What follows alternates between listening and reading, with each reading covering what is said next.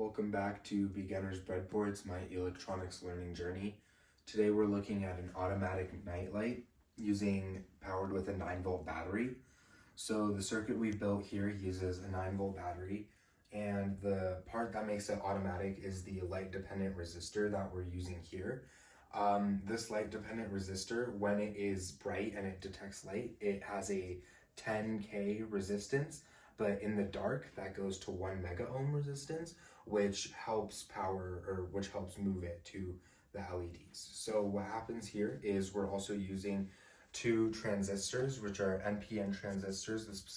The specific one we're using is PN2222A. And what happens here is the resistors go as a amplifier for the current and the switch to power the LEDs. So for amplifying the current, we have the emitter current for the first transistor becomes the base current for the second transistor, and that becomes, and it continues to amplify because of the equation here where it multiplies by beta 1 and beta 2 each time, where beta is approximately 200. So at the end of this entire chain, it's 40,000 times the current.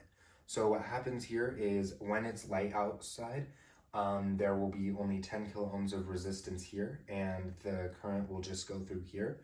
When the light is there, there's a leakage current of about 10.75 microamps, and that's just because it goes through both of these resistors. But when it becomes dark outside, this light detecting resistor becomes a 1 mega ohm resistance, which means the current goes through the two transistors, thus powering the three red LEDs. And because of that, these three LEDs glow really bright with the 9-volt battery.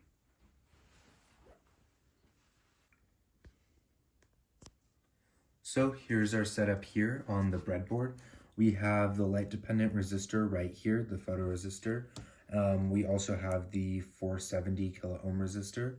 We have the two NPN transistors that are connected together, and then the three red LEDs. We're powering this with a 9-volt supply, which could also be powered with a 9-volt battery, like this one right here. And we're also measuring the current throughout the circuit. Right now, this is showing what the leakage current is, which we talked would be around 18.75 microamps.